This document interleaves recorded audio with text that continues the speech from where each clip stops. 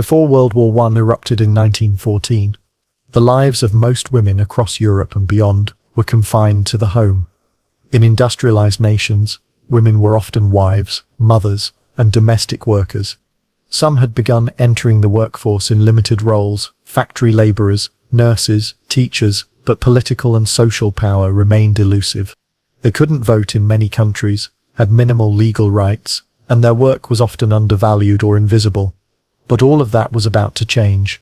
The outbreak of World War I didn't just shake the foundations of Europe's political map, it shook the very structure of society. As millions of men were conscripted and sent to the front lines, an enormous gap appeared in the workforce back home. The machinery of war didn't just require soldiers, it needed builders, drivers, nurses, factory workers, and farmers. And women stepped forward in numbers that would transform the social fabric forever. Life before the war, gender roles and expectations. In the years leading up to 1914, women's roles were largely dictated by tradition and limited opportunities. In Britain, women from working-class families often labored as maids, laundresses, or in textile factories. Middle and upper-class women were expected to manage households and raise children. Education for girls was often restricted, and few professions were open to them. Suffrage movements were gaining traction, especially in countries like the UK and the United States, but women's political voices were still muted. They campaigned, protested, and sometimes faced imprisonment, all in pursuit of the vote. Yet mainstream society still believed women's proper place was in the private sphere, not the public or professional one. This backdrop makes the shift during WWI all the more remarkable. The war didn't just need soldiers, it demanded the full mobilization of societies. Women, once excluded from national decision-making and workforce participation, became essential. When war was declared in the summer of 1914, patriotic fervor swept through Europe. Men lined up to enlist in armies from France to Russia to Britain. Governments, expecting a short conflict, didn't immediately think to mobilize women. But as the months dragged on and casualty lists grew longer, it became clear this was not a short war, and the home front needed reinforcements. In Britain, the Women's Army Auxiliary Corps WHC, Women's Royal Naval Service WARNs, and Women's Royal Air Force WRAF, would later be formed to provide support roles for the military. In France and Germany, women started filling jobs vacated by men, working in factories, government offices, and transportation. The same pattern was repeated in Canada, Australia, Russia, and the United States, once they entered the war. At first, many people doubted women's ability to handle men's work, but the reality on the ground quickly silenced critics. Women proved capable, reliable, and resourceful, and in doing so, they shattered long-standing stereotypes. One of the most iconic wartime roles for women was in munitions factories. In Britain, they were nicknamed Munitionettes. These women worked long, grueling hours, assembling shells, fuses, and explosives, often at great personal risk. Exposure to toxic chemicals turned their skin yellow, earning them the nickname Canary Girls. Accidents were common, and safety protocols were rudimentary at best. But these factories were crucial to the war effort. Shells, bullets, and explosives fueled the trenches and artillery bombardments. Women produced them by the millions. They wore uniforms, took pride in their work, and formed tight-knit communities inside the factories. Governments and military leaders quickly recognized that without these women, the war machine would grind to a halt. In Britain alone, nearly 1 million women worked in munitions by the war's end. Similar patterns emerged in France, Germany, and eventually the United States. Food shortages and disrupted agricultural production meant that farming needed workers too. With men away, women stepped into the breach. In Britain, the Women's Land Army was created in 1917. These land girls, many from urban backgrounds, learned to plow fields, milk cows, and harvest crops. In France and Russia, peasant women took on even more responsibility. They worked the fields while managing households under the strain of war, often with little government support. These women were the backbone of their rural communities, ensuring that both soldiers and civilians didn't starve. Women's entrance into male-dominated jobs wasn't universally welcome. Some men resented their presence, fearing wage competition or challenging old notions of masculinity. Trade unions sometimes resisted women workers, worrying that it would depress wages or undermine their authority. But women persevered. The urgency of war meant there was little time to argue ideology, and over time, their performance spoke for itself. Factory managers and military officers began to praise their efficiency. Newspapers ran stories of patriotic women doing their duty. The public slowly came to accept that women could handle tough, dangerous, and skilled labor. This wasn't just a temporary shift. For many women, the war was their first taste of independence. They earned their own wages, managed their own lives, and contributed directly to something bigger than themselves. While many women served behind the lines in factories or fields, thousands also braved the chaos and carnage of the front. They were not soldiers with rifles, but nurses, ambulance drivers, and volunteers who stepped into danger armed with only courage, compassion, and a fierce sense of duty. These women, often referred to as angels of the battlefield, bore witness to the full horror of industrial warfare. In muddy aid stations, overcrowded field hospitals, and smoke-filled trenches, they cared for the wounded, the dying, and the broken, sometimes only yards from the fighting. Nursing had long been associated with women, but before the war, it was rarely seen as a prestigious or heroic profession. That changed during World War I. In Britain, the Queen Alexandra's Imperial Military Nursing Service, QANENs, and the Voluntary Aid Detachment, VAD, mobilized thousands of trained and volunteer nurses. The VADs were often young middle-class women who, despite limited medical training, stepped up to serve in military hospitals, both in Britain and closer to the front. They worked long shifts dressing wounds, assisting with surgeries, comforting the dying, and managing overcrowded wards filled with shell-shocked and mangled men. Conditions were brutal. The scent of rotting flesh, the sounds of agony, and the constant threat of infection were part of daily life. In France, les infirmières, the French military nurses, faced similar realities.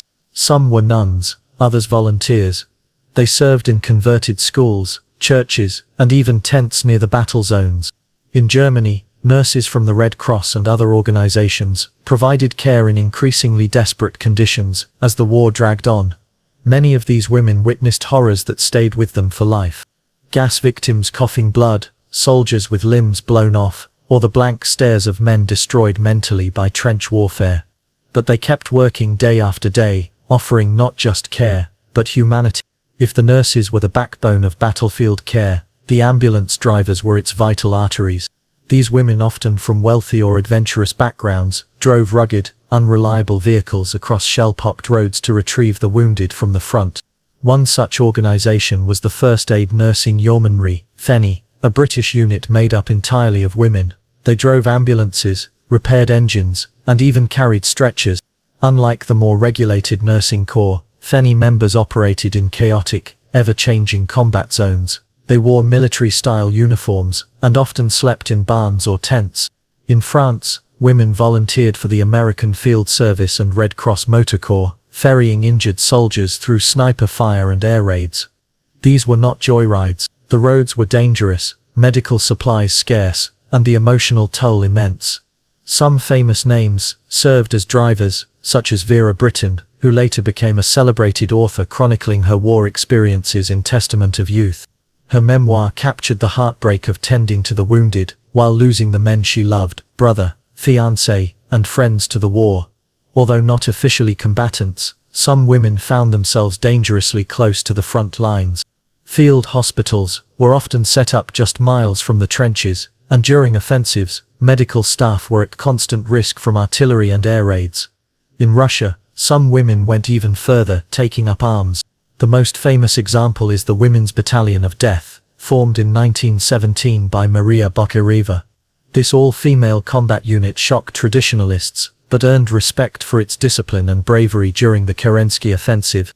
Although this was an outlier, most countries did not allow women in combat roles. It symbolized a broader truth: the front line was no longer a purely male domain.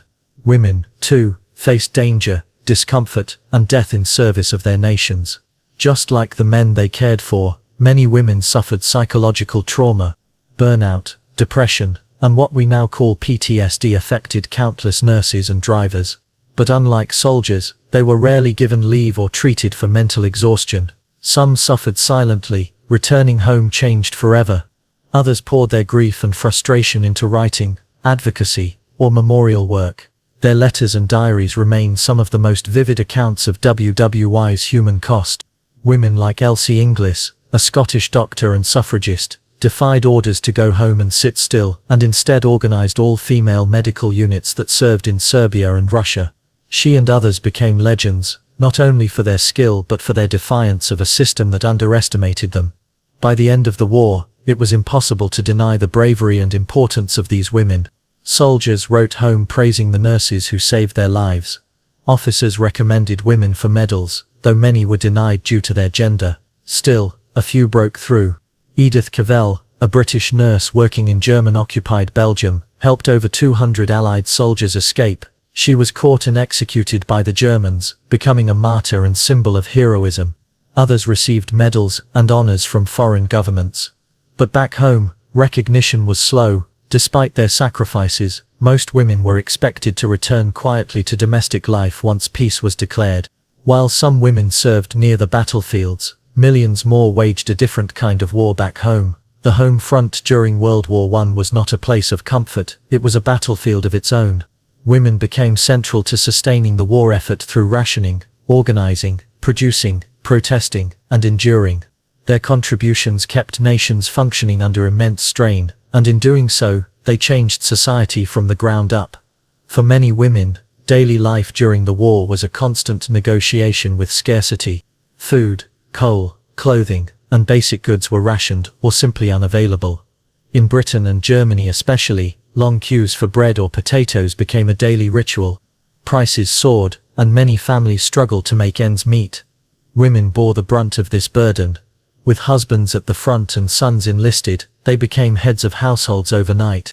They learned to stretch food, sew their own clothing, and conserve every ounce of fuel. In rural areas, women planted gardens to support communities.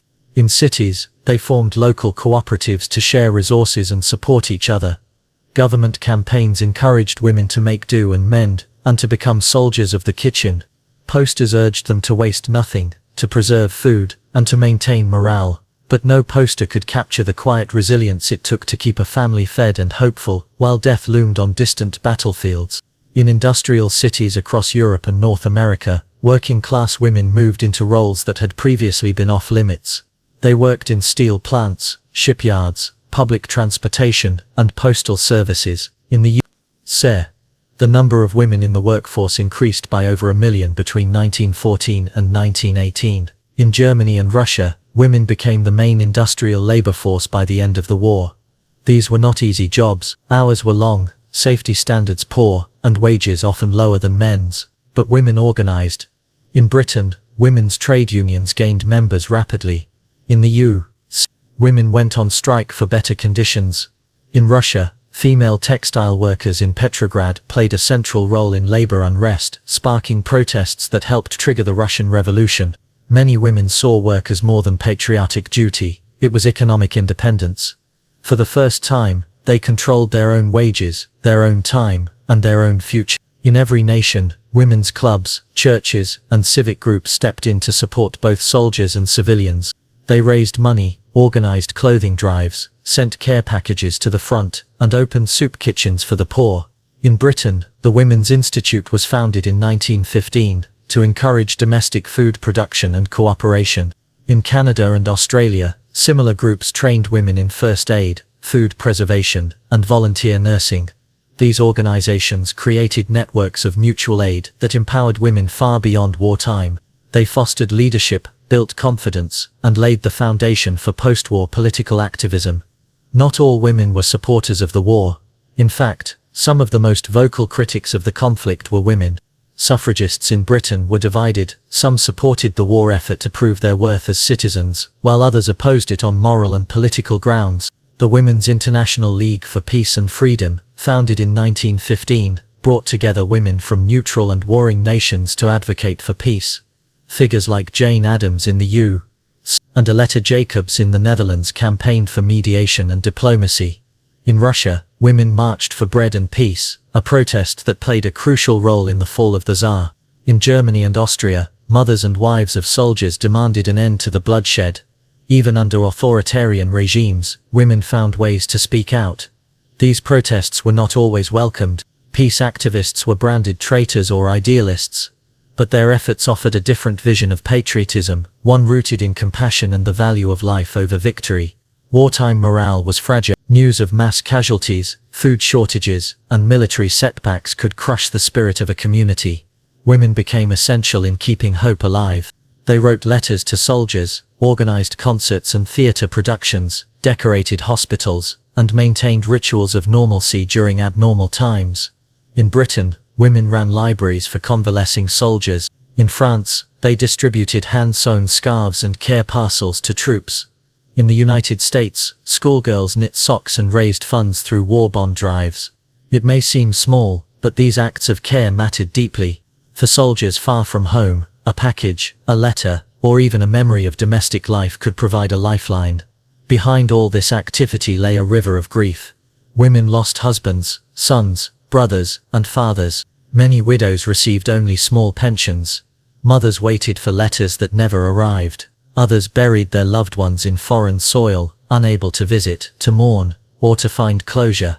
Widows were expected to endure quietly, but many refused. They formed networks, demanded recognition, and fought for post-war benefits. Some joined veterans organizations, or peace movements. Their suffering became a catalyst for political engagement. And then there were the women who lost no one but still carried scars. The stress of rationing, poverty, and fear left psychological wounds. Entire generations of women were changed by the war, not just by what they lost, but by what they learned they could endure. World War I did not only redraw the borders of nations, it rewrote the boundaries of possibility for women. As millions of men marched off to war, women stepped into roles that had long been denied to them, and when the guns finally fell silent, many refused to return to their old place in the shadows. This was the moment when courage on the battlefield turned into political momentum, when sacrifice became a weapon for change, when women around the world asked, finally and forcefully, if we can help win a war, why can't we vote? Before the war, the idea of women voting was still controversial in many countries. Suffragists were often dismissed as radicals or troublemakers. Their demonstrations were mocked, their demands ignored. In Britain, women had driven ambulances under shell fire, worked in munitions factories, nursed thousands of wounded soldiers, and kept the economy alive. They had proven their patriotism not with speeches, but with action, and the public noticed. By 1918, Parliament passed the Representation of the People Act, granting the vote to women over 30 who met property requirements. It was a compromise, but a breakthrough nonetheless. 10 years later, full voting equality with men followed. In the United States, the story was similar. The National American Woman Suffrage Association supported the war effort, encouraging women to take on essential roles. President Woodrow Wilson, once indifferent to the issue, came to support suffrage, recognizing women's contribution to victory. In 1920, the 19th Amendment was ratified, granting American women the right to vote. Other countries followed: Canada, 1917, 1919, Germany, 1918, Austria 1918, the Netherlands, 1919, and many others. The war had cracked the old order, and women rushed through the war also re-energized feminist movements worldwide. Activists who had once been seen as fringe, now found themselves at the center of national conversations. In France and Italy, suffragists redoubled their efforts. Though both countries were slower to extend voting rights, the war gave their campaigns new legitimacy. In India, women like Sarojini Naidu, who had supported the British war effort, began linking the struggle for women's rights to the broader movement for national independence. In Africa and the Caribbean, women organized to demand better conditions, education, and recognition for their wartime labor. In the Soviet Union, women gained the right to vote and hold office as part of the Bolshevik Revolution. In Turkey, modernization efforts in the 1920s brought more rights to women, partly in response to their role during the collapse of the Ottoman Empire. Everywhere, women who had once been told they had no voice now demanded to be heard. It's important to remember, though, that these advances were not shared by all women equally. In the United States, black women still faced racist barriers to voting, especially in the South, despite the 19th Amendment.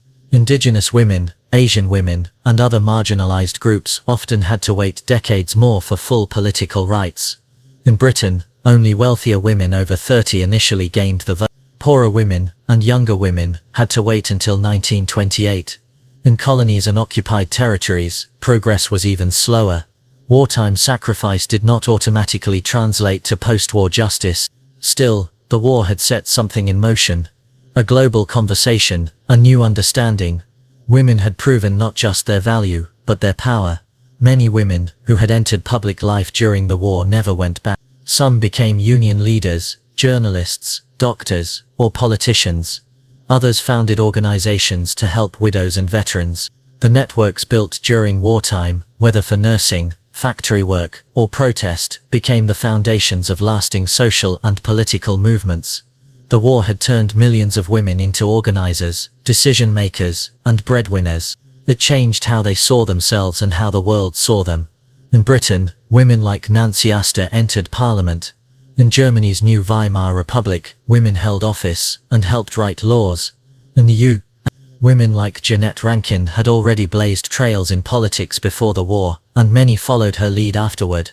These weren't isolated victories, they were the start of a global shift. For centuries, heroism in war had meant the soldier on the battlefield, but World War I forced the world to recognize another kind of courage, the quiet resilience of the nurse, the grit of the factory worker, the fire of the protester, the strength of the mother who buried her son and kept going. Women didn't win medals for these things, they weren't paraded through the streets. But their heroism shaped the war just as surely as any general's plan. And when the war ended, they didn't disappear. They marched forward into polling stations, public office, and history. After the armistice, when the cannons fell silent and soldiers returned home, nations began the long and painful process of remembering. Monuments were built, poems were written, history books were filled with names and dates of generals and battles. But the stories of millions of women who had held up half the war effort were often left in the margins. Yet their presence lived on in letters, in diaries, in novels, and in art. And though history may have looked away for a time, these women left an imprint that would never fully fade. One of the most direct windows into women's experiences during the war came from their own words. Thousands of letters flowed between the front lines and the home front, offering glimpses into fear, longing, grief, and hope. Women wrote to husbands, sons, and brothers in the trenches. They offered comfort, shared news of the children, or described the endless effort of daily life under rationing. Some tried to be cheerful. Others let their sorrow seep through the ink. Nurses wrote candidly about treating the wounded, of young men crying for their mothers, of trying to save soldiers with no legs, of burying patients they'd come to know. These were not grand tales of heroism, but deeply human, often heartbreaking accounts of what war truly cost. These letters now sit in archives and museums, their fragile pages speaking volumes about lives once overlooked. While the war produced many famous male poets like Wilfred Owen and Siegfried Sassoon, it also inspired a lesser-known, but equally powerful, wave of women writers. Vera Brittain, who served as a nurse in France, wrote Testament of Youth, a memoir that captured the disillusionment of a generation. Her fiancé, brother, and close friends all died in the war. Her words gave voice to a sense of loss that transcended borders. May Wedderburn Cannon, a British poet and nurse, captured the quiet emotional toll of women waiting for news that might never come. Her verses are filled with restraint, but the grief hums beneath the surface. In Germany, Ricarda Huck and others questioned the blind nationalism that had driven the conflict. In Russia, women wrote about revolution and survival in equal measure. These writers did not glorify war. They remembered its messiness, its silence, its absence. Their stories were often pushed aside in favor of heroic narratives, but they offered something far more intimate, truth. Women artists also responded to the war, both directly and through coded imagery. Anna Airy, one of Britain's first female war artists, painted women working in munitions factories. Her vivid, almost glowing depictions contrasted the grime of machinery with the determination of the workers. Others, like Heather Kollwitz in Germany, used stark black and white drawings to mourn the loss of her own son and to capture the suffering of mothers and widows. Her famous sculpture, The Grieving Parent, stands in a Belgian war cemetery, not far from where her son died. These artworks weren't about glory, They were about sacrifice, grief, endurance. They carried a quiet strength, one that spoke for the millions who didn't carry rifles but still bore the weight of war. Despite these powerful expressions, women's contributions to the war effort were often forgotten or minimized in the post-war years. Many countries urged a return to normalcy. Men reclaimed their old jobs. Women were expected to step back into domestic roles. The factories emptied. The uniforms were put away. The stories were shelved. In some cases, the progress women had made during the war began to erode. Governments reduced support for widows and veterans' families. The women who had filled in during the crisis were told their work had been temporary. Even memorials often focused solely on soldiers, leaving out the nurses, volunteers, and laborers who had also sacrificed. Yet the silence wasn't complete. Some women refused to be written out of history. They formed veterans groups, wrote memoirs, and kept the memory of their service alive. Slowly, their voices began to return. The impact of women in World War I can still be felt today. Their courage laid the groundwork for greater political and social freedoms, not just in the 1920s, but in the decades that followed. During World War II, women would again be called to serve, and they did so with even more force. The lessons of the First World War were clear. Women could be trusted with responsibility, with leadership, with sacrifice. In modern times, the legacy of women in World War I has finally begun to be acknowledged more widely. Museums now dedicate exhibits to their work. Schools teach their stories, and their words once tucked away in drawers are now studied, quoted, and honored. Their journey wasn't just a wartime anomaly, it was the beginning of a transformation. A century has passed since the end of World War I, and yet the echoes of those turbulent years still ripple through our lives. Among the most powerful and long-silenced echoes are the voices of the women who stepped up when the world broke down. Their names may not fill textbooks. Their faces may not be carved in stone monuments beside the generals and emperors, but their impact endures quietly, insistently, undeniably.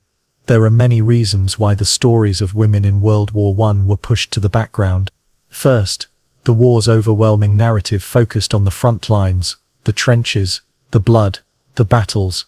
It was a war of mud, barbed wire, and no man's land, an image that left little space for the munitions worker in London or the nurse in Ypres. Second, societies at the time were quick to reassert traditional gender roles. When the war ended, the call to return to normal meant that women's extraordinary wartime roles were treated as temporary, not transformative. And finally, history itself has often favored the dramatic over the domestic, the battlefield over the hospital ward.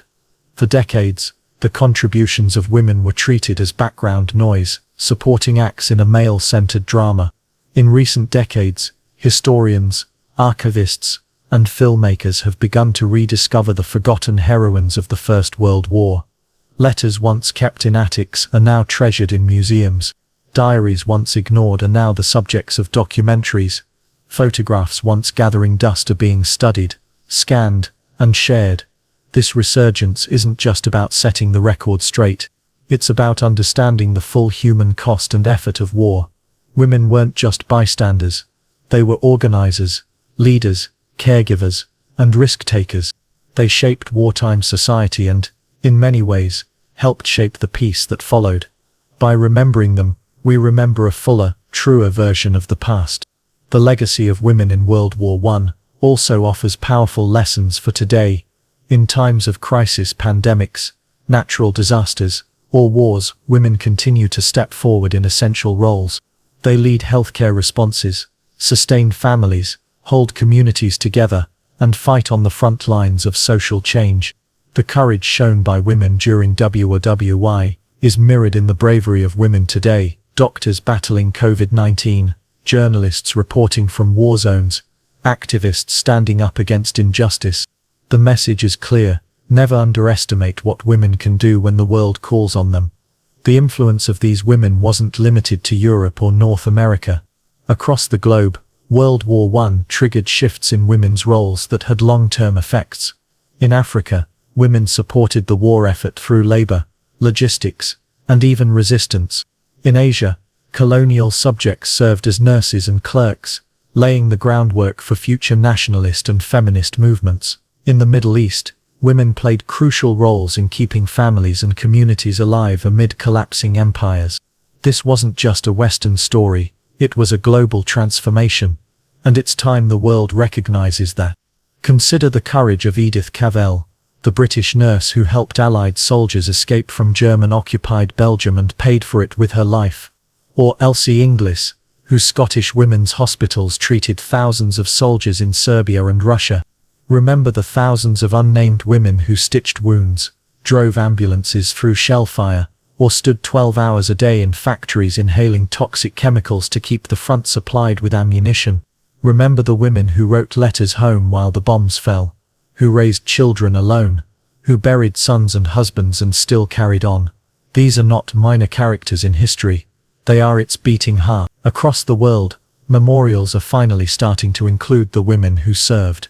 In London, the Women of World War I memorial now stands proudly near the cenotaph. In France and Belgium, new plaques honor the nurses and female volunteers who died in service. Books and documentaries give them voice, and school curriculums slowly begin to reflect their role. But it's also a reminder, history is not fixed. It can evolve, it can open up, and it must, if we are to truly honor those who shaped it. The women of World War I didn't go to war to make history. Most never imagined statues in their honor or their names in museums. They did what they had to do. They rose to the moment, and in doing so, they changed the world. Today, when we speak of courage, of sacrifice, of resilience, we must include them. When we ask who helped win the war, we must name them. And when we look to the future, we should remember the past they helped build. Because in their strength, we find inspiration. In their silence, we find lessons. And in their memory, we find the truth.